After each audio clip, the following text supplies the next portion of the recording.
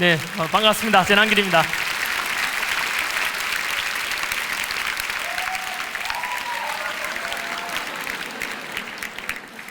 여러분들도 반갑지요? 예, 영상으로 보시는 분들도 전 세계 지금 거의 100개국 가까이, 그리고 16,500개 교회에서도 영상으로 이렇게 같이 보고 계신다는데 다들 반갑지요? 네, 부족한 제가 또 마이크 들고 이 자리에 서게 된 것도 그렇고, 여러분들 또한 마찬가지로 이 시간에 함께 하나님께 예배 드릴 수 있고, 이런 역시 마찬 하나님의 은혜일 것이고, 이 모든 것이 하나님의 영광이라고 생각합니다. 네, 먼저 시작하기 전에 부탁 하나 좀 드리겠습니다. 혹시 기록 메모지 있으면은 혹시 지금 메모하시는 분 계세요? 예, 혹시 이따가 제 이야기 중에서는 모르겠지만은 오늘 이야기 중에 나오는 성경 말씀 이런 거 메모 좀 해주시기 바랍니다. 네, 제가 대학 다닐 때 자그마한 습관 하나 가지고 어떤 교수님이 저보고 성공하겠다고 예언을 해줍니다.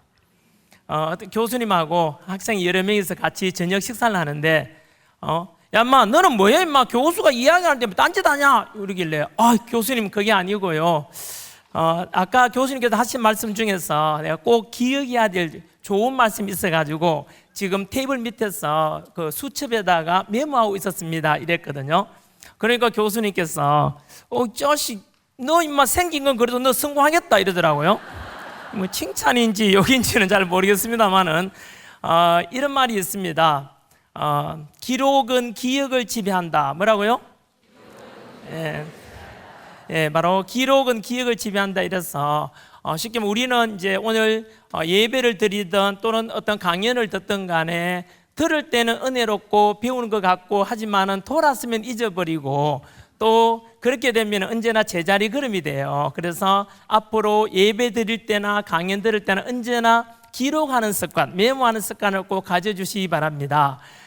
그러면은 자신의 어떤 성경적인 지식이나 믿음도 마찬가지로 업그레이드 되고, 메모하고 기록하는 것이 바로 자기 것으로 만드는 과정입니다. 그런 습관 하나, 특히 청년들에게 좀 부탁을 한번 드리겠습니다. 저는 개인적으로 아주 많은 일기장, 한 이만큼 두꺼운 일기장만 해도 한 20권이 되고요, 또 방송에서도 오픈했듯이 자그마한 수첩은 수십 권이 됩니다. 그래서 저 역시 평범한 머리를 가져가지고 이런 기억의 한계를 뛰어넘는 방법이 뭘까 해서 바로 기록하는 거다. 이래서 제가 메모 광이 여러분들 좀 되어주시기 바랍니다. 청년들한테는. 자, 네, 오늘은 사실은 2024년 오늘 며칠이죠? 11월 14일입니다. 그죠? 오늘이 무슨 날인지 아시죠? 예, 오늘은 대한민국에서 가장 큰 시험이라 볼 수 있는 대학 입시 수능 시험 날입니다. 그죠? 네, 오늘 수능 시험 치신 분들 중에서 아마도 잘 친 분들도 있고 못 친 분들도 있을 거고, 통계상으로는 못 친 분들이 훨씬 더 많습니다. 왜냐하면은 수능의 등급을 보면은 예전에 졸업하시면 잘 모르실 건데, 지금은 수능 시험에 1등급이 상위 4%가 1등급을 받아요. 그리고 상위 11%까지가 2등급이에요. 그러면은 89% 학생들은 다 1, 2등급을 못 받는 거예요. 그럼 확률상으로는 당연히 아쉬운 분이 훨씬 더 많을 거 아닙니다. 그죠? 그래서 어쨌든 잘 본 분들이든 못 본 분들이든 간에 우리가 1년간 또 수고하신 모든 수험생들과 그 부모님들, 그리고 아낌없이 지도해 주신 모든 선생님들 위해서 우리 응원의 박수 한번 보내주시기 바랍니다. 네.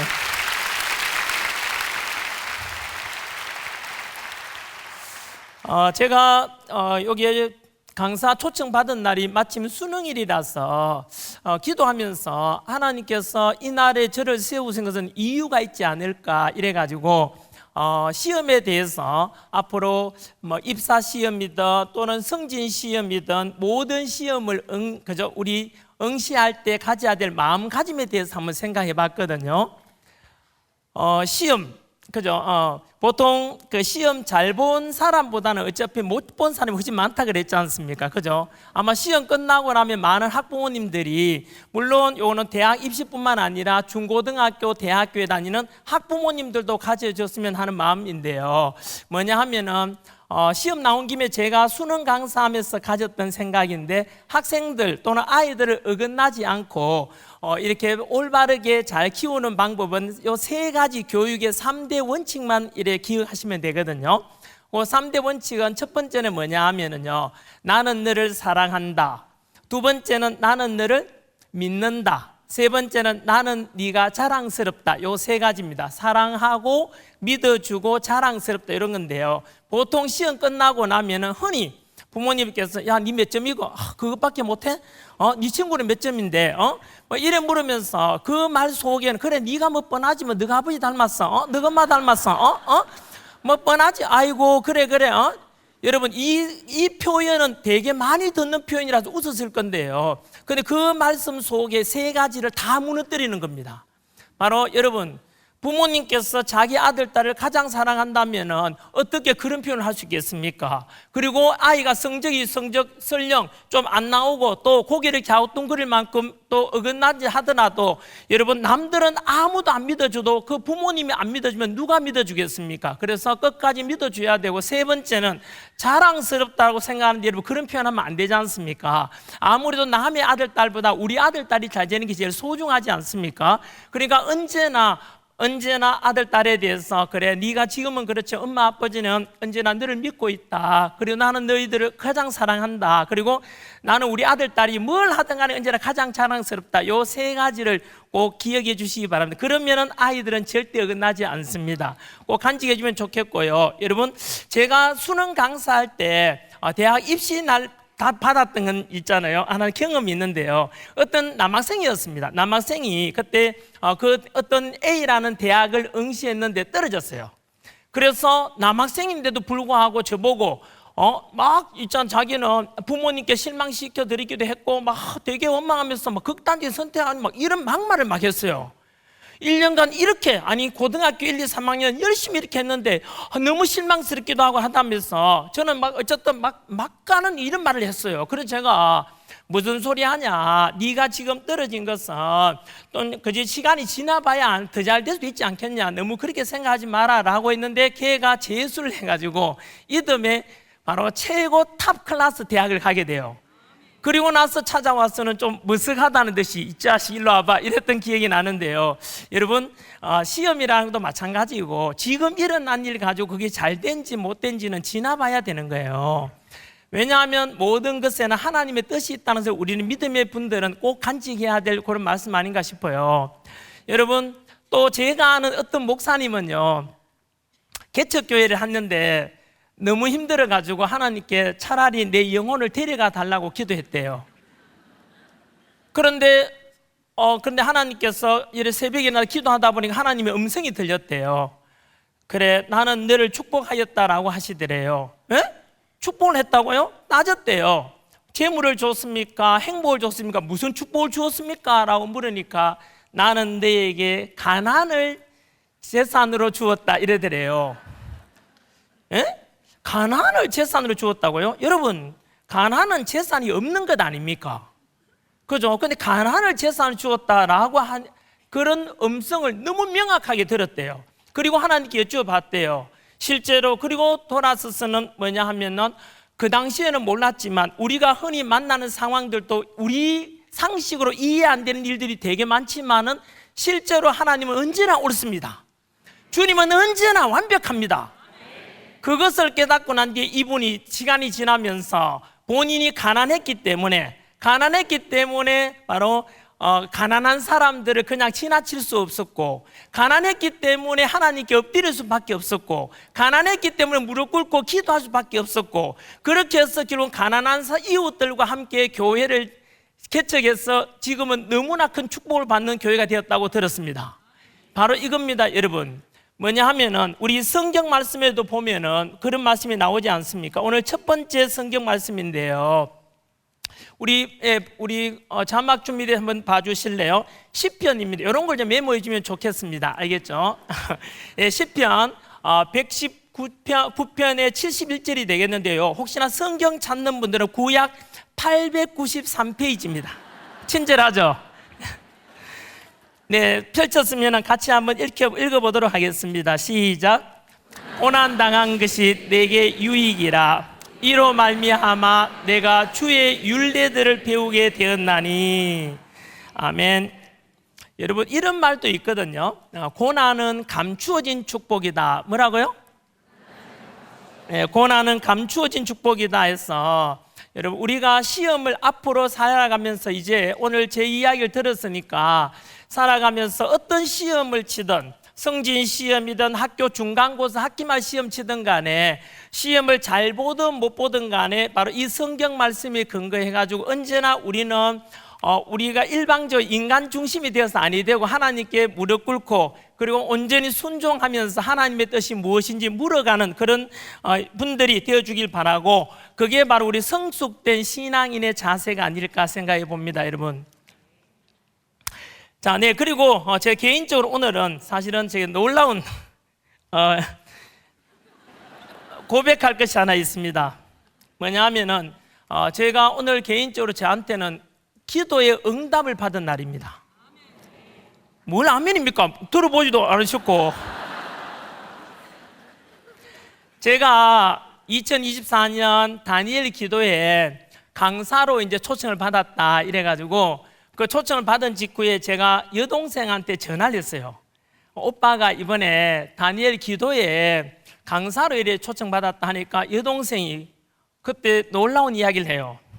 오빠야, 경상도 말입니다. 오빠, 내 처음 이야기하는데 사실은 10년, 내가 세어보니까 10년이라 하더라. 정확히요. 10년 전에 여동생이 섬기는 교회에서 이렇게 영상으로 다니엘 기도회를 이렇게 보게 되었고, 그때 여동생이 기도를 했대요. 뭐냐 하면은 우리 오빠 꼭 다니엘 기도에 이렇게 강사를 한번 세워주십시오라 기도했다 하더라고요.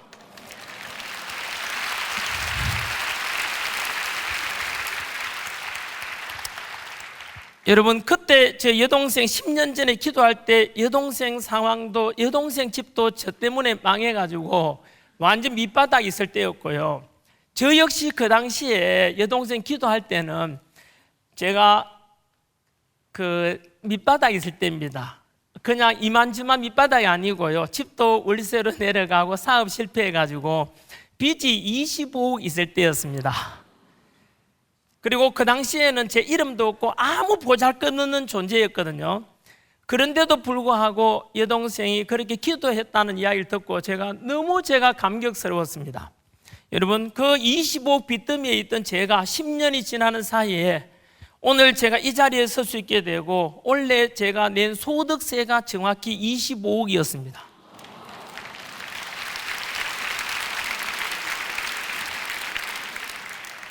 여러분, 이것은 저의 노력이나 저의 어떤 능력이 될 수가 없습니다. 어떻게 이렇게 될 저 자신도 믿어지지 않고요. 이것은 오직 설명할 수 있다면 하나님의 능력이고 하나님의 은혜일 뿐이다라고 저도 고백하고, 저 여동생도 똑같습니다. 저 여동생 집도 마찬가지. 그 여동생이 사실은 제가 전도에 있는 첫 번째 전도 열매입니다. 그 남편도 그런데 그 여동생 집도 지금 여동생은 교회의 권사님이 되어 있고, 또 그 남편은 현재 교회의 장로님이 되어서 섬기고 있습니다. 그래서 저는 이런 놀라운 것이 제가 직접 겪어보니까 어떻게 안 믿는 분들한테는 정말 이런 이야기 해드리고 싶어요. 내 눈에는 안 보일지 몰라도 여호와 하나님은 살아계시고 언제 어디서나 우리를 지켜보시고 지켜주시고 사랑으로 우리를 감싸주며 언제나 모든 걸 주관하시고 계시다, 이렇게 말씀을 드립니다, 여러분. 그래서 저는 오늘 참으로 감격적인 그런 날이기도 하고, 제 여동생의 그런 기도가 10년 만에 이루어지는 걸 보고, 여동생이 그때가 정확히 언제 했는데 제가 물어보니까 정확히 10년 전 바로 오늘 정도 된대요. 놀라우지 않습니까, 여러분? 너무 감사드리고요. 두 번째 주제로 제가 경험했던 어떤 바닥에 떨어졌던 아까 말씀드린 빚더미에 있을 때 이야기와 그리고 이렇게 어떻게 극복했는지에 대해서 여러분하고 같이 이야기 나눠보도록 하겠습니다. 제가 아마도 지금 뭐 제가 겪은 것뿐만 아니고요. 지금도 사실은 여러분들 지금 앉아 계시는 여러분들 중에서도 가정적으로나 직장에서나 일에서나 친구 사이에서나 또는 사회생활에서나 어려운 분이 되게 많을 겁니다. 지금 특히 자영업 하시는 분들도 너무 힘들지 않습니까? 이렇게 해서 어려운 분들 많을 건데요. 제 경험을 그냥 말씀드릴 테니까 혹시 청년들은 혹시 오늘 수능 치고 왔는 분들도 마찬가지로 우리 나이 드신 분들은 아시지 않습니까? 인생사라는 것이 고속도로처럼 쫙 뚫린 게 아니고 돌아보면은 오르막길도 있고 내리막길도 있고 비포장길이고 어떤 데는 가시밭길도 있는 게 인생사입니다. 그래서 연세 드신 분들은 제 이야기를 메모해 두었다가 다음에 아들이나 딸이나 또는 손자, 손녀가 어려운 일 겪거들랑 전해주시고요. 청년들은 기억해놨다가 앞으로 혹시 저처럼 밑바닥 생활에 떨어지면은 참고해서 극복 잘해 주시기를 바랍니다. 저는 경상북도 경산이라는 옛날에 아주 그 당시에 가난한 시골 마을의 소장농의 아들이에요. 그래서 이제 그 뒤로 이제 대구에 와가지고요. 수능 강사를 12년 했거든요. 수능 강사하면서 번 돈을 가지고 그게 대구에서 제일 큰 학원이죠, 그죠? 학원을 인수해서 제가 이사장이 돼요. 강사하고 직원 수가 한 100명이 넘었거든요. 그리고 출판사도 차려가지고 출판사 직원도 한 20명이 넘었거든요.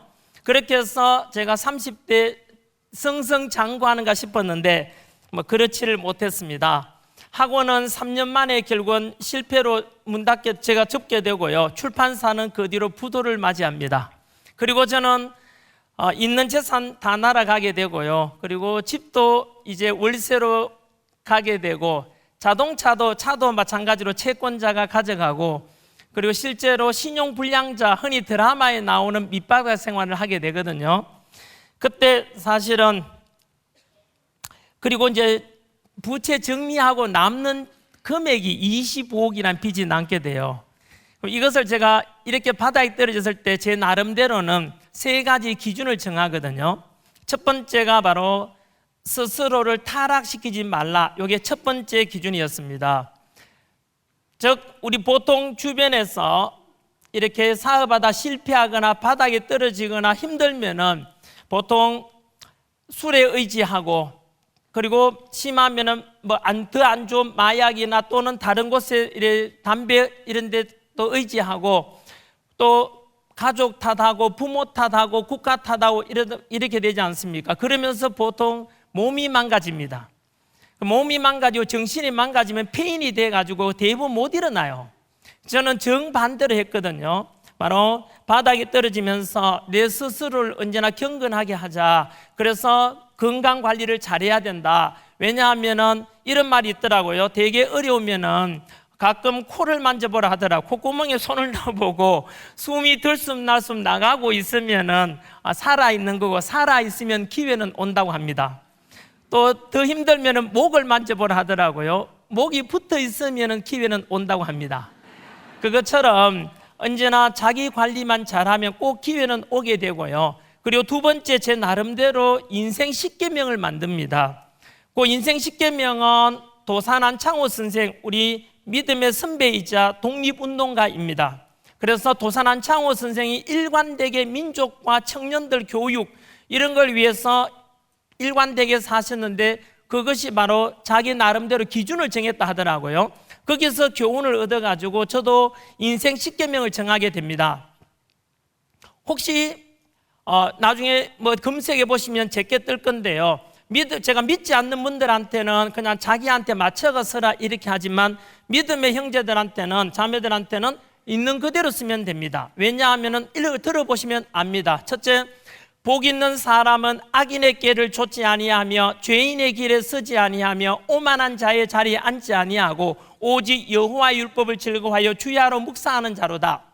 두 번째, 지혜로운 자는 시간을 아끼느니라. 게으른 자의 길은 가시 울타리 같으나 정직한 자의 길은 대로니라. 셋, 무릇 더러운 말은 너 입 밖에 내지 말고 오직 덕을 세우는 데 소용되는 대로 선한 말을 하여 듣는 자들에게 은혜를 끼치게 하라. 넷, 분을 쉽게 내는 자는 다툼을 일으켜도 노하기를 더디하는 자는 시비를 그치게 하느니라. 다섯, 지혜로운 자는 아버지를 즐겁게 하여도 미련한 자는 엄마를 업신여긴다. 여섯, 적은 소득이 의를 겸하면 많은 소득이 불의를 겸한 것보다 낫다. 일곱, 너의 마음을 다하여 여호와를 의뢰하고 네 명철을 의지하지 말라. 여덟, 항상 기뻐하라. 쉬지 말고 기도하라. 범사에 감사하라. 아홉 번째, 제 직업관입니다. 사랑으로 가르치라. 사랑이 없으면 소리나는 꽹과리에 불과하다. 열 번째가 대장부는 소인배와 논하거나 싸우지 않는다. 오늘 하루 다른 사람을 위해서 무엇을 할 것인가. 이렇게 묻고 매일매일을 기도하고 하루를 시작했습니다. 여러분, 요 중에서도 제가 특별히 요 말씀들을 왜 그대로 가져가는 전부 다 성경 말씀입니다. 성경 말씀에서 제가 치밀하게 인생사에 필요한 걸 제가 직접 다 만든 건데, 여러분들이 지금 가져가서 오늘 특히 대학 입시를 친 분들은 가져가서 이걸 매일매일 묵상하고 저처럼 암기하고 실천한다면 더 성공하고 더 훌륭하고 더 믿음의 사람이 될 거라고 확신합니다. 그 중에서도 특별히 추천드리고 싶은 것이 세 번째입니다. 무릇 더러운 말은 너 입 밖에 내지 말고 오직 덕을 세우는 데 소용되는 대로 선한 말하여 듣는 자들 은혜를 끼치게 하라. 에베소서에 있는 거 아닙니까? 그죠? 그 말에 관한 거고, 네 번째는 혹시나 청년들한테 전해드리고 싶습니다. 바로 혹시나 청년의 나이 때는 보면 저도 그랬습니다. 제가 네 번째 인생 시점에 넣은 이유가 뭐냐 하면은 바로 감정 조절입니다.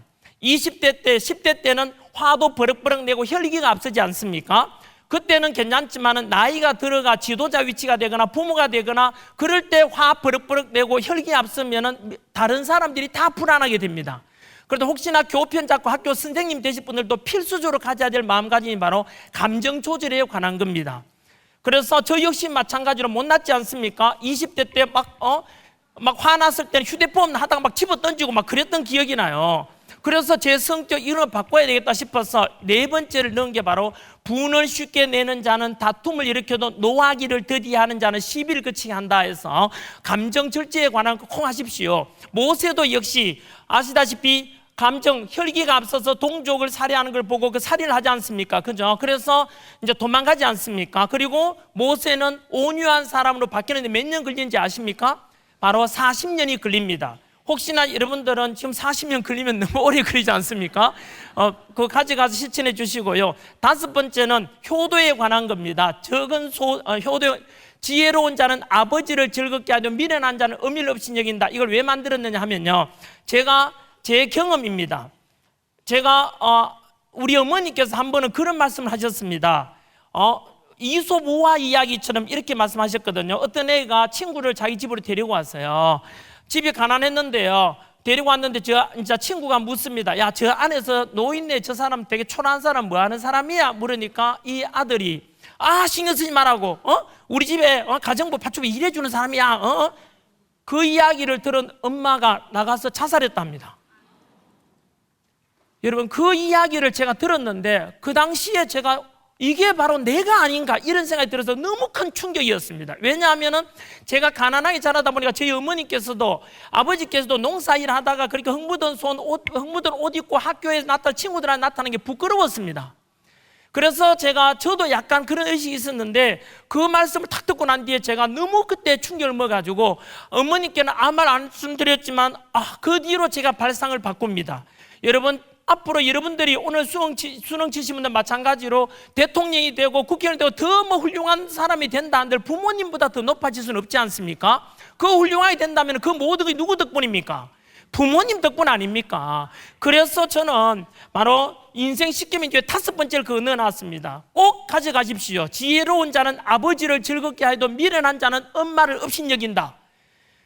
여러분, 제가 그래도 지금은 저희 아버지는 안 계시고 어머니만 계시는데 매일 통화를 합니다. 그런데 오늘은 전화를 약간 못 받았습니다. 왜냐하면 오늘 다니엘 기도에 올 때는 휴대폰이고 뭐고 어떤 연락도 안 받았습니다. 오직 경건한 마음으로 오고 싶어가지고 목욕 제기하고 기도하고 이 자리에 와야 한다 생각가지고, 그래서 이거 끝나고 나면은 제 어머니께 전화를 드릴 겁니다.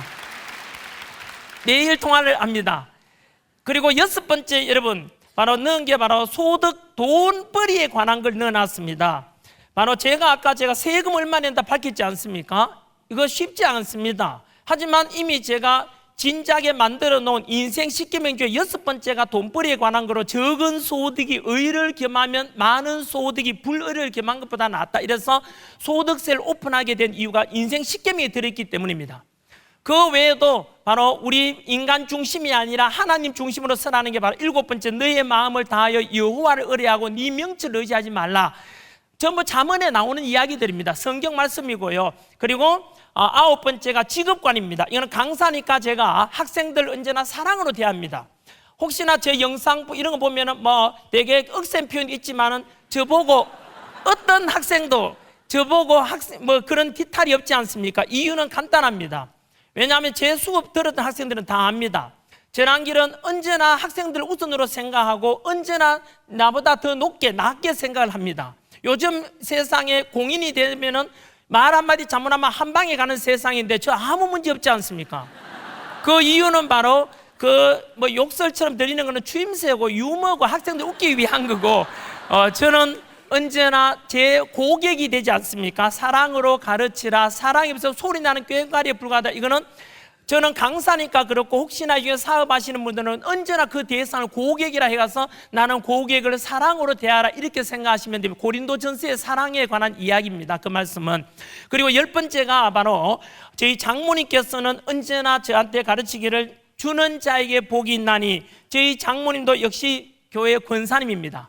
언제나 주는 자에게 복이 있나니 해서 10번째가 대장부는 소인배와 논하거나 싸우지 않는다. 이때 대장부라는 것은 바로 믿음을 가지고 언제나 자기 자존감을 가지라는 뜻입니다.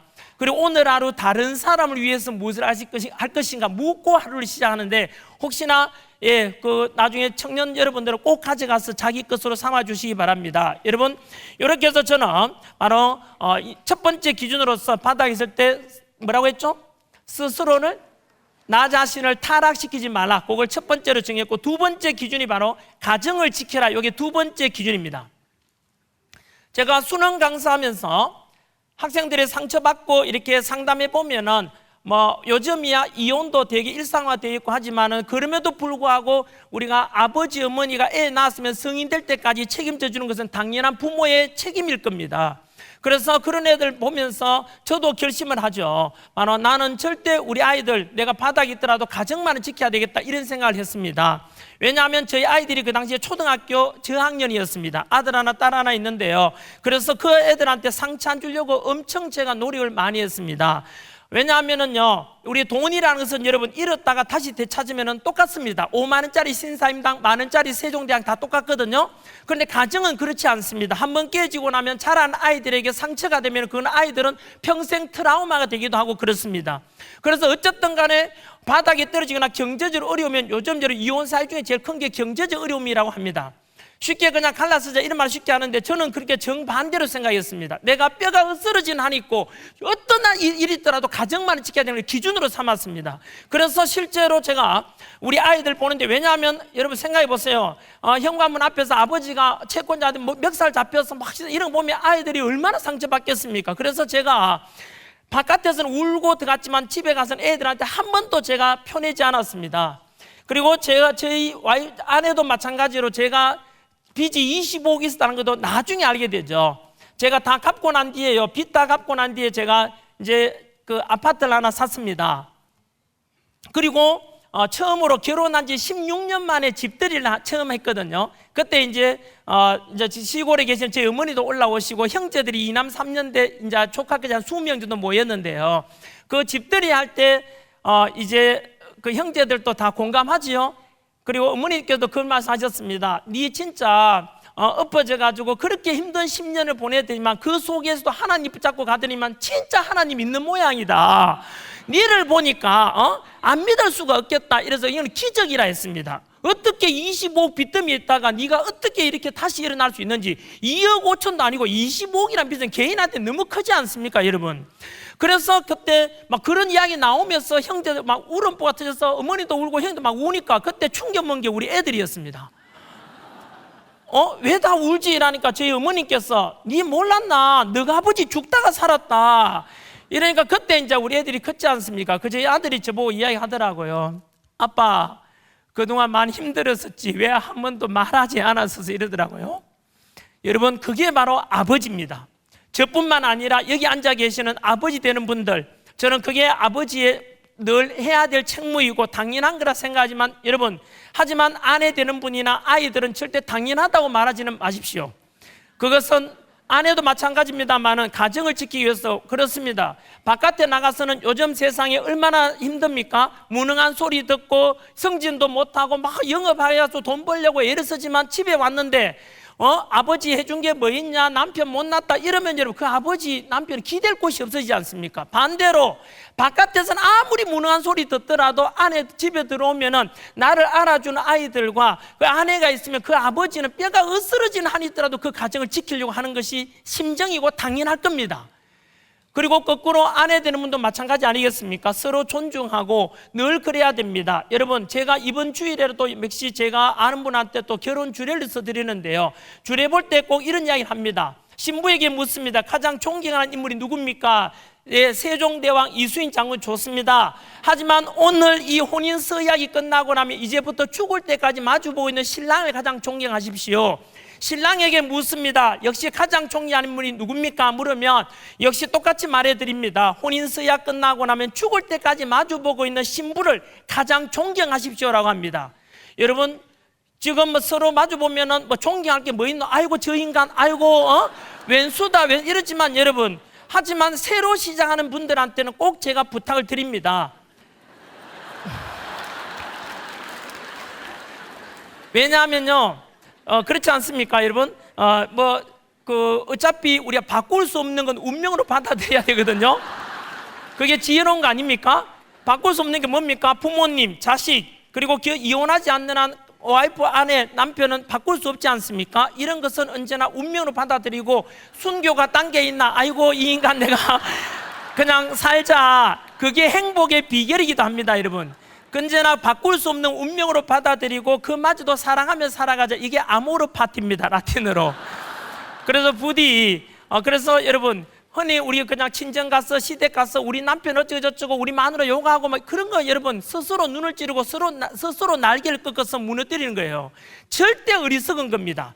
언제 어디서나 아까도 말씀드렸죠. 자녀에 대해서 어떻게 하라고요? 나는 네가 너를 사랑한다, 나는 네가 너를 믿는다, 나는 네가 가장 자랑스럽다 하듯이 아내와 남편도 똑같이 하면 됩니다. 서로가 서로를 가장 존경하면은 사랑은 저절로 끌려오게 돼 있습니다. 그래서 부디 저처럼 혹시나 바닥이 떨어지면 가정만은 꼭 지켜주시길 바랍니다. 제가 수능 강사하면서 아이들한테 이미 뭐 깨어진 가정 어쩔 수 없지만은 저는 언제나 아이들을 위해서도 가정만은 건강해야 된다, 이런 생각을 가지고 있습니다. 자, 그 다음 세 번째 제가 기준이 바로 이 앞에 첫째, 둘째를 다 포함하는 겁니다. 사실상 이 세 번째 기준 때문에 지금의 제가 다시 일어나게 된 겁니다. 바로 첫 번째가 뭐라 그랬습니까? 스스로를 타락시키지 마라. 두 번째가 가정을 지켜라. 세 번째가 바로 신앙의 절개를 지켜라, 이겁니다. 제가 교회를 처음 다니게 된 것은 처음 나가게 된 것은 대학교 때 사귄 여자친구, 지금의 집사람인데요, 여자친구가 교회 다니고 있어가지고 그 집안이 기독교 집안이었어요. 그래서 제가 교회를 다니기 시작했고요. 그런데 실제로 제가 하나님을 인격적으로 만나게 된 것은 바로 바닥에 떨어지고 난 뒤입니다. 밑바닥에 떨어져서 25핏 감당될 수 없지 않습니까? 이럴 때 제가 기대할 수 있는 건 하나님밖에 없었습니다. 사실은 저뿐만 아니고 여러분, 바닥이 떨어지면 사실은 뭐 여러 가지 생각합니다만 저는 기댈 곳이 하나님밖에 없었습니다. 그리고 저는 기도도 하고 성경을 정말 그때 많이 읽었습니다. 왜냐, 기댈 곳이 그것밖에 없으니까요. 그리고 성경 읽다가 제가 완전히 저하고 제 심정을 대변해주는, 저에게 가르쳐주는 그런 말씀이 있었습니다. 바로 성경 속에 여러분, 우리 고난의 상징 인물 하면 누구지요? 네, 여기는 너무나 잘하셔서 대답 너무 잘하시네요. 저는 오늘 이 영상 보시는 중에서는 믿음의 분들도 계시겠지만 오늘 제가 오기 전에 기도하기를, 혹시라도 이 영상을 통해서 믿지 않는 분들이 우연히 이 영상을 보게 된다면 부디 복음 받아들이고 살다 보면 기댈 곳은 하나님밖에 없다는 걸 알게 되고 영원히 살 수 있는 바로 우리 부활신앙은 오직 예수 믿는 것밖에 없다는 것을 알게 하고 그분들까지도 다 얼른 복음을 받아들였으면 하는 마음, 그런 기도를 하고 왔었습니다. 그래도 혹시나 모르시는 분들을 위해서 안내드리면 성경 속에 욥이라는 분이 있습니다. 그 욥기에 보면은 고난의 상징인데 욥기에 보면은 바로 어려움에 처했을 때 이 말씀 가지고 힘내시기 바랍니다. 우리 화면 준비됐으면 한번 비춰주십시오. 욥기 1장 21절이고요. 그리고 구약 성경은 762페이지입니다. 지금은 영상으로 보시지만 나중에 혹시나 또 성경을 직접 찾아보실 분들을 위해서 안내드립니다. 구약 성경 762페이지인데요. 같이 한번 읽어보도록 하겠습니다. 시작.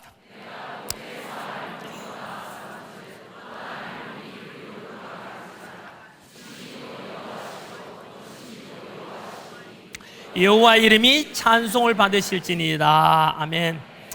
모태에서 알몸으로 나와서 알몸이 그리로 돌아간다는 것은 우리가 스스로 한 건 아니지요. 부모님한테서 그냥 빈손으로 와 그냥 태어났고 또 결국은 그쪽으로 간다는 거 우리 스스로 아무것도 할 수 없다는 뜻이죠. 그 다음 절이 저한테는 너무 와닿았습니다. 뭐라고 했습니까? 주시니도 여호와시고 거두시니도 여호와시오니 여호와 이름이 찬송을 받을지니라 라고 했지 않습니까? 저는 여러분 이래 생각했죠. 제가 학원 실패, 출판사 부도, 이 모든 것은 결국은 내 뜻이 아니고 하나님의 뜻이구나, 그렇게 받아들였습니다. 결국은 하나님 뜻으로 제가 실패하고 바닥에 떨어졌으니까 다시 이렇게 세울 것이도 금방 성경 말씀 중에 누구나 하셨습니까? 여호와께서 다시 이렇게 세운다 그랬지 않습니까? 그래서 저는 넉자로 내려놓음, 그런 책도 있습니다.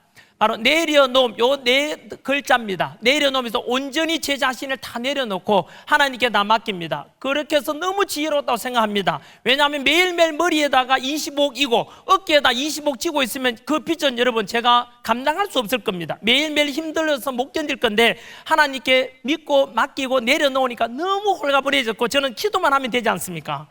너무 홀가분했습니다. 그리고 제가 성경 읽다 보면서 성경 속에서 여러분 저처럼 바닥에 떨어지고 힘들면은 성경 속에 믿음의 선배들 중에서 저랑 비슷한 여건, 어려움을 극복해낸 좋은 선배들 이야기도 많이 나옵니다. 그 대표적인 게 바로 창세기에 나오는 요셉 이야기죠. 요셉 이야기 많이 들어봤지 않습니까? 믿지 않는 분들께 처음 성경만 모르는 분들이 안내드리면은 창세기에 요셉이라는 인물이 나와요. 요셉은 아버지께서 요셉을 편애했고 형제들이 시기 질투하는 바람에 요셉은 형제들한테 팔려서 남의 나라로 팔려가요. 그 남의 나라에 가서 많은 시련도 겪습니다. 지하 감옥에도 가게 되고요. 그러다가 여러분 그 요셉이 어떻게 됩니까? 그 뒤로 요셉은 그 고난을 잘 극복하고 언제나 하나님께 의지합니다. 하나님께 지켜주지 않습니까? 그리고 그 은혜 속에서 아까 밑바닥 25 빚더미에 천 한 길이 가지고 이 자리에 쓰는 것처럼 요셉도 여러분 지하 감옥에 있다가 뭐가 됩니까? 그 나라의 총리가 됩니다. 왕 다음으로 높은 총리까지 올라가지 않습니까? 그때 바로 자기를 팔았던 형제들의 나라, 형의 나라 이스라엘의 흉년이 7년간 엄청 흉년이 들어가지고 결국은 이웃 나라에 양식 구하러 오지 않습니까? 그걸 알아본 총리가 된 요셉은 어떻게 합니까? 형들 일로 와봐. 이렇게 해서 악을 악으로 갚는 것이 아니고 참 너무나 지혜롭고 좋은 말씀 아닙니까? 형제들이여 걱정하지 마라. 내가 이렇게 먼저 와서 이렇게 된 것은 하나님이 예비하심 아니겠나. 이러면서 하나님 뜻으로 받아들이고 그 형제들을 다 거두어 가지고 자기 나라에 와서 살게 하지 않습니까?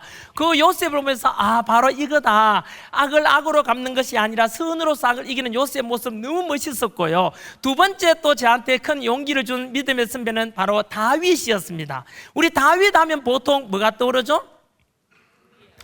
다윗 하면 보통은 이제 뭐 골리앗과 싸워서 이긴 이야기를 많이 하는데요. 실제 그 뒤로 저한테 그 지혜와 용기를 준 것은 사울과의 싸움이었습니다. 골리앗을 이기고 나니까 바로 사울 왕이 다윗을 총애하지 않습니까? 그런데 이 다윗이 더 훌륭해지니까 사울 왕이 시기 질투를 해서 죽이려고 합니다. 그저 죽이려고 하지만 이 다윗은 그래서 계속 도망다니지 않습니까? 살려고.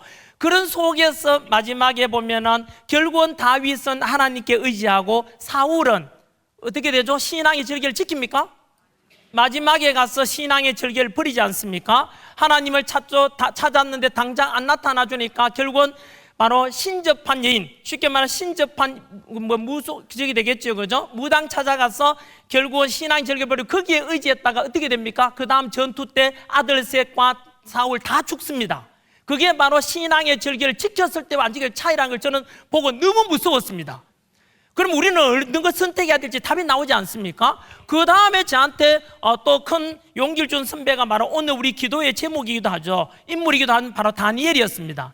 다니엘 역시 마찬가지로 바빌론 남의 나라 포로로 끌려갔지 않습니까? 그 포로로 끌려갔을 때 언제나 기름진 음식 먹지 않고 언제나 신앙의 절개를 지키기 위해서 하루 3번 하나님을 향해서 늘 그저 기도했지 않습니까? 그러다가 그때 어떤 위기도 닥치지 않습니까? 금신상 만들어 놓고 야 금으로 만든 신상에게만 절하고 다른 신을 섬기면 안 된다라고 하니까 그때 이 다니엘하고 같이 잡혀갔던 친구 셋 또 신앙 절개 지키지 않습니까? 사드락과 메삭과 아벳느고 그 친구들은 우리는 죽는 안에 있어도 그렇게 못하겠다 해서 신앙 절개 지키지 않습니까? 풀무불 용광로 끓는 용광로에 끌려갔지만 결국은 살아나지 않습니까? 하나님께 지켜주신다니까요. 다니엘 마찬가지로 똑같지 않습니까? 역시 왕 이외에 다른 신을 섬기지 마라라고 했지 않습니까? 그럼에도 불구하고 다니엘은 하나님을 향해서 역시 하나님께 하루 3번 기도를 합니다. 그렇게 끌려가지 않습니까? 사자굴에 끌려갔지만 결국은 하나님께 지켜주지 않습니까? 저는 그런 걸 통해서도 우와 맞다, 내 역시 마찬가지로 무조건 신앙의 절개를 지켜야 되겠다라고 했고 또 욥도 마찬가지 아닙니까? 그죠? 그리고 욥도 마찬가지로 여러분 그 신앙 절개를 끝까지 지켜내지 않습니까? 그죠? 한 번 더, 그거는 이따가 제가 또 한번 보여드릴게요. 지금은 뭐냐면은 여러분 그러면은 천안길은 진짜로 그 신앙 절개를 잘 지켰는가? 솔직히 제가 부끄러우면 또 고백할 것도 있습니다. 저도 큰일 날 뻔하면 했죠. 저도 아차 할 때는 있었습니다. 한 번은 제가 돈 구하러 다니다가 못 구했어요. 그리고는 제가 어떤 유혹에 빠지냐 하면은 제가 그 달에도 갚아야 할 돈인데 못 구해가지고 결국은 제가 여러분 제가 로또를 삽니다. 제가 수능 강사하면서 학생들한테 이래 가르쳤거든요. 야 너희들은 절대로 로또나 복권 이런 거 사면 안 된다. 왜냐하면 로또 복권은 나이 들어서 그냥 심심풀이로 하는 거고 청년의 나이 때는 언제나 내가 노력한 정직한 결과를 기대하는 것이 좋다. 공부든 일이든 언제나 그렇게 해라라고 해놓고는 제가 로또를 샀던 겁니다. 제가 사면서도 사실 많이 망설여졌습니다. 그런데요, 인간 중심이 되면 어떻게 변하는지 아십니까? 하나님께서는 아니야, 로또를 통해서도 은혜를 줄 수 있을 거야. 그렇지? 그래서 실제로 로또 사는 거지 어떻게 했는지 아십니까?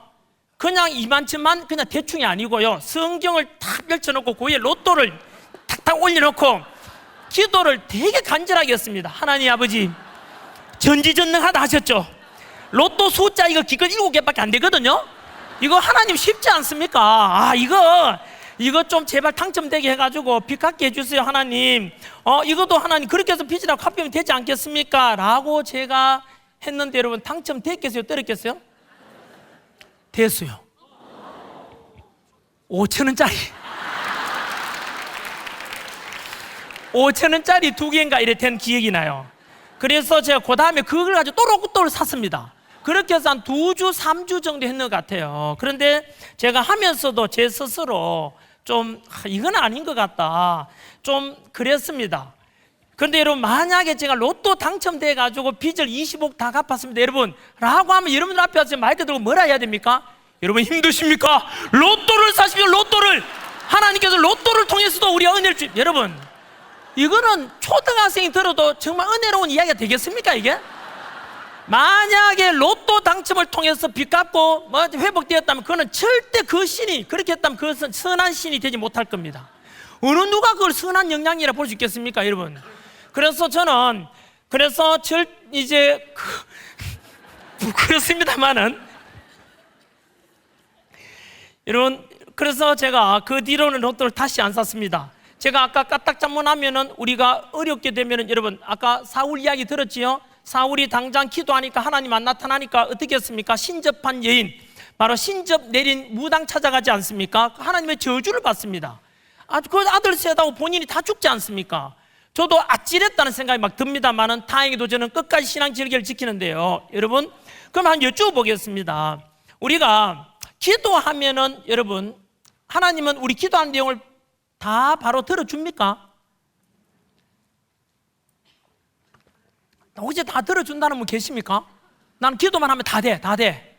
오, 화면 비춰주네요. 엄청 많네요.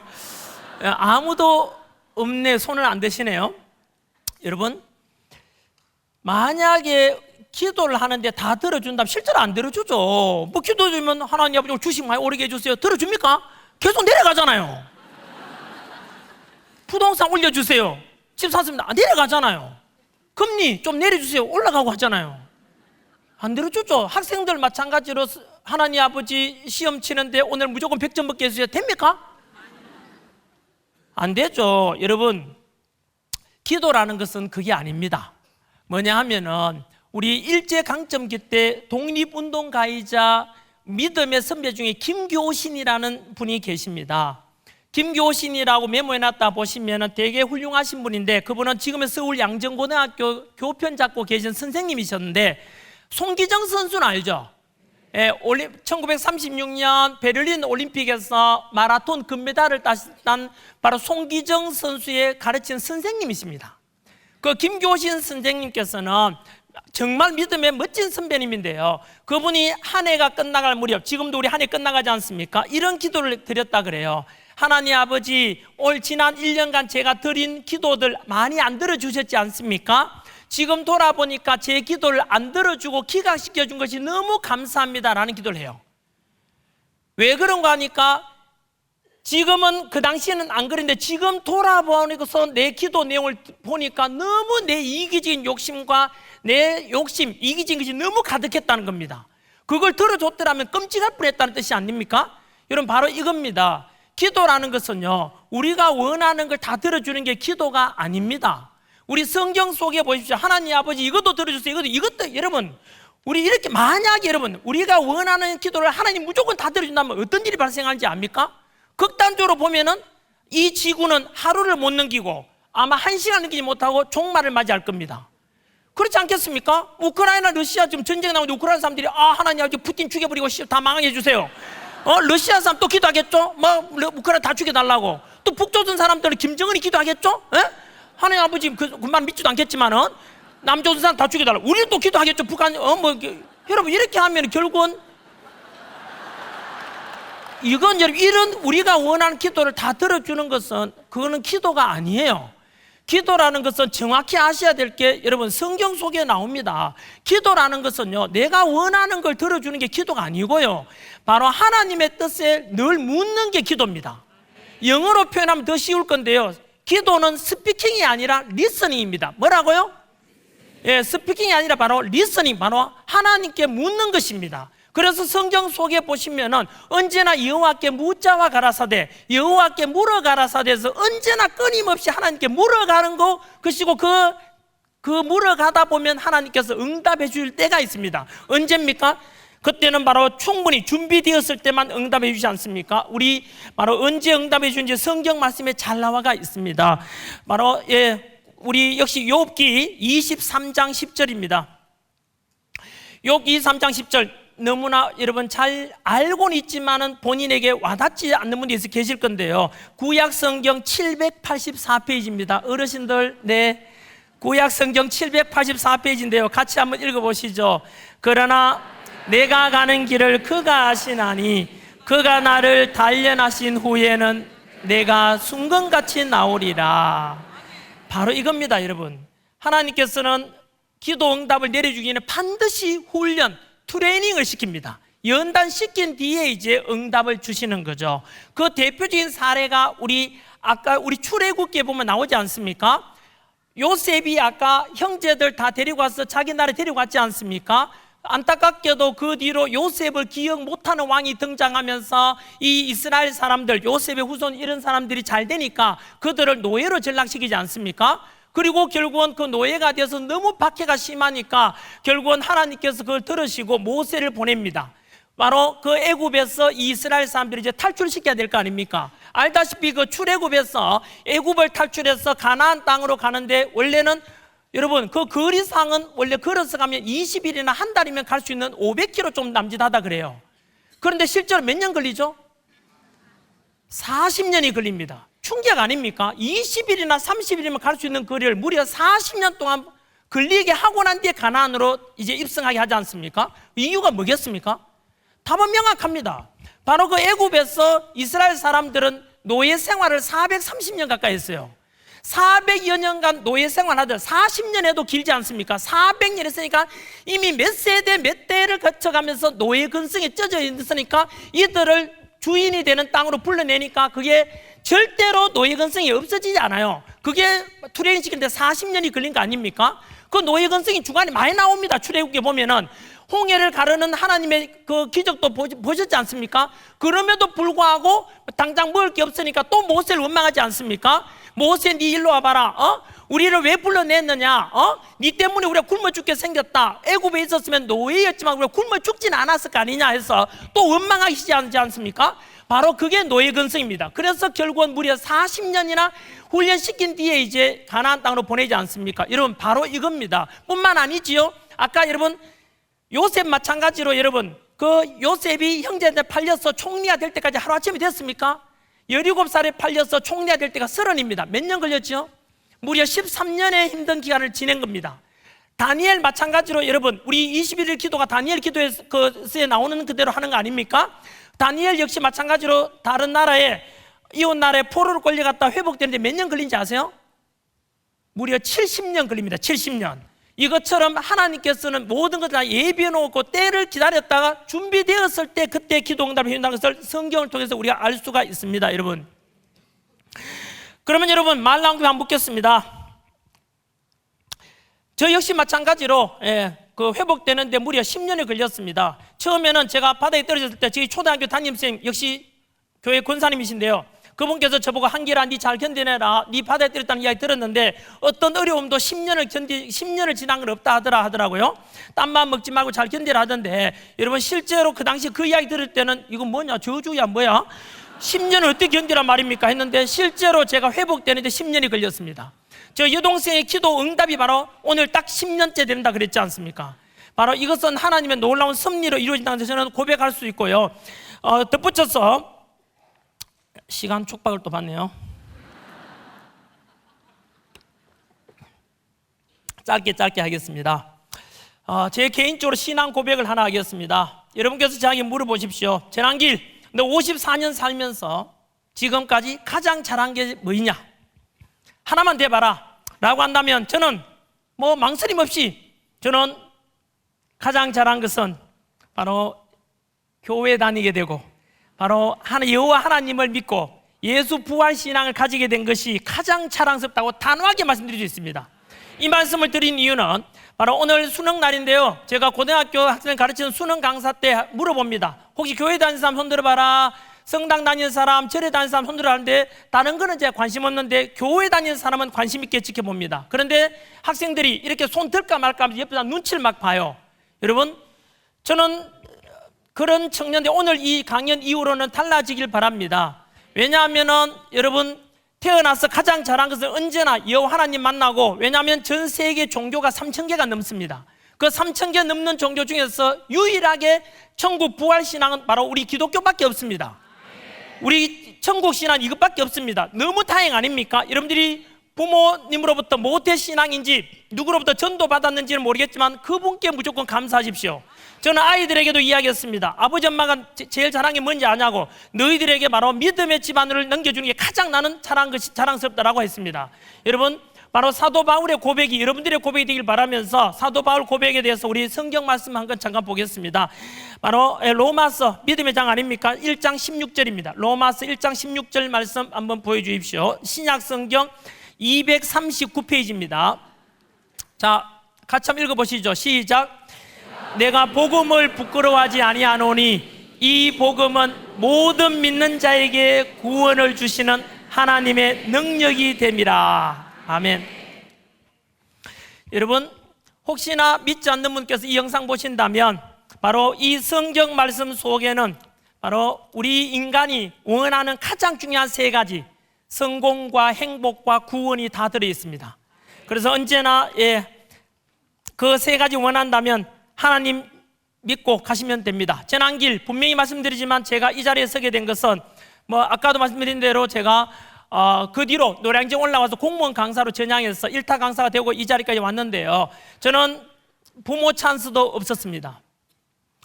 가난한 농부의 아들이었습니다. 그리고 학벌 찬스도 없었습니다. 그리고 다 얼굴 지금 보다시피 외모 찬스도 없었습니다. 대신에 그 세 개 찬스를 다 뛰어넘을 만한 가장 든든한 백, 가장 큰 찬스, 하나님 찬스 때문에 여기까지 왔습니다.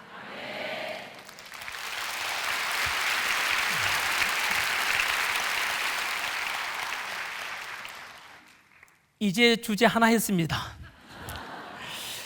큰 주제 두 번째는 짧게 하겠습니다. 요즘 사실은 청년들은 3포 세대, 5포 세대, 7포 세대에서 연애도 포기하고 결혼도 포기하고 막 취업도 포기하고 그러지 않습니까? 역시 OECD 국가 중에서 우리나라가 현재 우울증 비율이 제일 높습니다. 자, 현재 어려운 건 다 맞고 공감은 되지만 다만 이 영상 보는 청년들에게는 저는 묻고 싶습니다. 헬조선, 지옥조선이란 뜻입니다. 그래, 힘든 거 내가 이해는 된다. 그리고 혹시나 이 영상 보시면 중에 역량이 있는 정치인들 계시면은 부디 우리 청년들이 용기를 가지고 꿈을 가지고 다시 일어설 수 있던 그런 정책, 청년들을 위한 정책을 많이 세워주시기를 부탁 좀 드리고 싶습니다. 이런 건 박수 한번 쳐주십시오. 저를 위한 박수가 아니라 대한민국 미래를 위한, 청년들을 위한 박수로 보내드리고 싶습니다. 그런데 제가 한 번 더 물으면 이렇게 묻고 싶습니다. 그래, 지금 헬조선이고 지옥조선이고 3포 5%인데 그런데 어쩌라고? 그렇게 해서 남는 게 뭐 있냐고. 결국은 그렇게 부모 탓, 시대 탓, 환경 탓 하면 네 삶은 실패한 삶이 되고 너무 초라하지 않냐? 한번 사는 인생. 발상을 한번 바꿔볼래? 사실은 역사적으로 보면 지금만큼 우리 풍요로운 시대가 없었지 않습니까? 역사 공부해보면 압니다. 지금은 너무나 풍요로운 시대입니다. 세탁기, 집에 가면 세탁기, 냉장고, 에어컨 다 있지 않습니까? 밥통도 다 있어. 밥 다 되면 쿠쿠 밥 지으세요 이러지 않습니까? 너무나 편리한 시대에 살고 있죠. 저는 수세식 화장실 변기 볼 때마다 찬양합니다. 오, 너무나 놀랍습니다. 그 더러운 오물을 싹 씻어내고 마셔도 될 만큼 깨끗한 물이 나와 있지 않습니까? 옛날에는 그러지 않았습니다. 여러분들 지금 어쩔지 몰라도 이제 오늘 이 시간 이후로 화장실 가서 수세식 화장실 볼 때마다 제 생각이 날 겁니다. 아, 맞다. 이 시대에 태어난 걸 감사하십시오. 그리고 덧붙여서 소말리아 작가 와리스 디리는 이런 사막의 꽃이라는 책에서 이런 말을 했어요. 수도꼭지만 틀면은 맑은 물이 나오고 따뜻한 물을 마실 수 있는데 어떻게 사람들의 얼굴은 다 저렇게 우울할까? 여러분, 지금 대한민국만큼 그래도 이만큼 괜찮은 나라 드뭅니다. 나는 그래도 선생님 조선이 싫어요. 진짜 그러면 북조선으로 가라고, 노스 코리아 가보라고. 그래서 그러면 왜 이렇게 불행할까? 이유 중에 하나가 정신의 문제입니다. 물질적 풍요, 괜찮은 대한민국에 태어났지만 우울하고 힘든 이유는 정신의 문제죠. 바로 성경 말씀 접하고 나면 달라집니다. 거꾸로 말하면은 바로 우리가 이렇게 불행한 이유는 있는 것에 감사할 줄 모르고 없는 것을 자꾸 불평하기 때문입니다. 그래서 제 인생 10계명 8번째이자 성경 말씀 데살로니가 전서 제가 바로 읽어가겠습니다. 뭐 한 비춰줘도 좋습니다. 항상 기뻐하라. 같이 읽어보자. 항상 기뻐하라. 쉬지 말고 기도하라. 범사에 감사하랍니다. 여러분, 언제나 이 말씀 잡고 언제나 세상 긍정적으로 보시길 바라고요. 그리고 오늘 성경 구절의 메인 주제가 되죠. 두 번째 불행한 이유는 뭐냐 하면은 요즘 SNS가 불행을 많이 만든다 합니다. 왜냐하면 사진 자료들 올라오는 거 보면은 너무나 좋은, 예쁘고 잘생기고 맛있는 음식 올라오고 좋은 여행지 올라오지 않습니까? 그런 걸 계속 보다 보고 막상 자기 얼굴 쳐다보면 으아 이래 되지 않습니까? 자기 먹는 음식 보면 너무 초라하게 느껴지지 않습니까? 실제 통계상도 나와 있습니다. 우리나라 1인당 GDP가 3만 불입니다. 그런데 SNS에 올라오는 걸 가지고 통계화하면 1인당 GDP가 15만 불로 나온답니다. 실제보다 5배 더 잘 사는 걸로 착각하게 만들고, 거꾸로 말하면 그 SNS를 통해서 보는 것보다 현실은 내가 5배 못 사는 것으로 착각하게 된다고 합니다. 여러분, 믿음의 여러분들은 절대 남하고 그런 비교는 하지 마시기 바랍니다. 지혜롭게 비교하셔야 되고요. 우리 이사야서 한번 보여주십시오. 우리가 남하고 비교할 필요 없는 이유는 바로 시간 관계상 셋째 줄부터 읽겠습니다. 너는부터 시작. 너는 두려워하지 말라. 내가 너를 구속하였고 내가 너를 지명하여 불렀나니 너는 내 것이라. 지명하여 불렀다는 것에 대해서 영어로 포인트 아웃입니다. 포인트 아웃은 핀셋으로 찝어낸다는 뜻이 있습니다. 여러분 한 분 한 분은 하나님께서 직접 다 지명하여 포인트 아웃 찝어낸 주인공들입니다. 그리고 하나님께서 여러분들을 구속해 주셨고 너는 내 것이라고 분명히 말씀해 주셨습니다. 오늘 이 시간 이후로 여러분들은 모두가 하나님께서 집어내 주신 주인공이라 생각하신다면 바로 자기 자신이 귀하다고 생각해 주십시오. 그러면은 자존감이 올라가고, 자존감이 올라가면 다른 사람을 사랑할 수 있게 되고 본인도 사랑할 수 있게 되는 겁니다. 언제나 이 이사야서 말씀 구약 성경 1019페이지였습니다. 끝으로 2분만 하겠습니다. 지금 제가 요즘 새로 영상 하나 찍고 있는 게 CTS 방송화가 찍고 있는 게요, 기독 선교의 역사를 지금 영상 찍고 있는데요, 그 영상 찍다 보면 놀라운 걸 발견하게 됩니다. 뭐냐면 여러분, 우리 지금 이렇게 복음 받아들이고 우리가 하나님 찬양하고 이런 예배 드릴 수 있는 것은 온전히 하나님의 능력입니다만은, 하나님 은혜입니다만은, 이 땅에 알지도 못하는 조선이라는 땅덩어리에 와서 바로 우리 복음을 전해준 선교사분들께 감사해야 됩니다.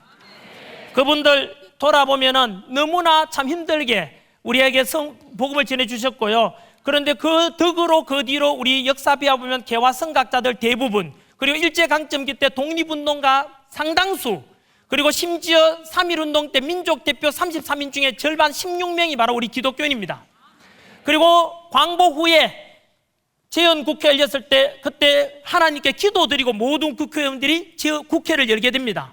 하나님의 은혜로 이 대한민국이 세워진 것입니다. 이름만 들어봐도 알만한 도사란 장우 선생, 남강 이성우 선생, 조만식 선생, 그리고 서재필, 그리고 말할 수 없이 많습니다. 백범, 김구, 이성만 전부 다 기독교인들입니다. 그래서 이렇게 해서 우리가 대한민국이 아시아에서 유일하게 지금 믿음의 국가 됐지 않습니까? 성공한 나라가 됐는데요, 안타깝게도 지금은 오늘 우리 전체 기도회도 있었습니다만은 대한민국 기독교 위기입니다. 지금 코로나 이후에 사람들은 떠나가고 청년들도 떠나가고, 그리고 신학대학은 미달 사태가 발생하고 있답니다. 그래서 앞날이 걱정되기도 합니다. 하지만 그럼에도 불구하고 오늘처럼 다니엘 기도회를 통해서 우리나라가 여전히 살아있다는 거, 복음이 살아있다는 거, 여호와 하나님께 지켜준다는 거 확신하지 않습니까? 네. 2주 전 10월 27일 날 서울에서는 무려 100만 명 가까운 우리 믿음의 분들이 모여가지고 차별금지법 제정 반대를 위한 집회가 있었습니다. 100만 명 넘게 모여서 광화문, 시청 앞, 그리고 서울역, 여의도까지 모였지 않습니까? 저도 거기 참석했습니다만은 그렇게 많은 인원이 최근 몇십 년 동안 저는 처음 봤습니다. 저는 거기서 지금이 아직 우리는 살아있다, 가능하다, 골든타임이 지금이라는 것을 저는 깨닫고 있습니다. 여러분, 만약에 차별금지법이 제정된다면은 교회는 다 문 닫게 될 겁니다. 포괄적 차별금지법을 이야기합니다. 교회 문 닫게 되는 이유는 첫째, 하나님께서 남자와 여자를 만들었다는 창조론을 거부하고 있습니다. 두 번째는 예수 믿는 신앙만이 유일한 부활신앙이다 라고 하는 자체가 차별이 된다고 해서 그마저도 못하게 됩니다. 그래서 이 법 제정만은 반드시 막아야 될 거라고 저는 생각하고, 이거는 종교를 넘어서 모든 진보 보수를 넘어서 전체가 그렇게 한다고 저는 우리 모든 분들은 함께 기도해 주시길 바랍니다. 네, 이렇게 해서 마무리 짓겠습니다. 기도 한번 하고 마무리 짓겠습니다. 감사합니다. 일단 기도 인사 한번 하고요, 기도부터 하겠습니다. 기도로 대신하죠. 왜냐하면 박수 받을 거는 제가 아니라 언제나 우리의 모든 영광은 누구예요? 하나님께 박수 올려드리시죠.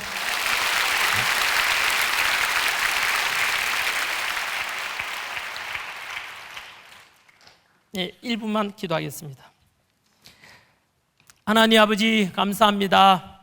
오늘 함께 하시는 모든 분들 빈손으로 돌아가지 않게 하시고, 오늘 들은 말씀들 제 이야기가 아니라 성경 말씀 하나님의 목소리로 듣게 하시고, 오늘 이 기도회를 듣기 전과 이후는 달라지도록 하여 주시옵소서.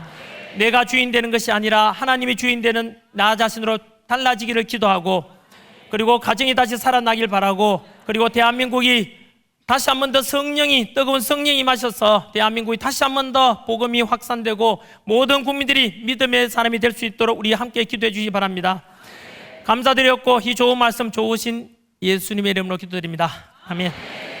감사합니다.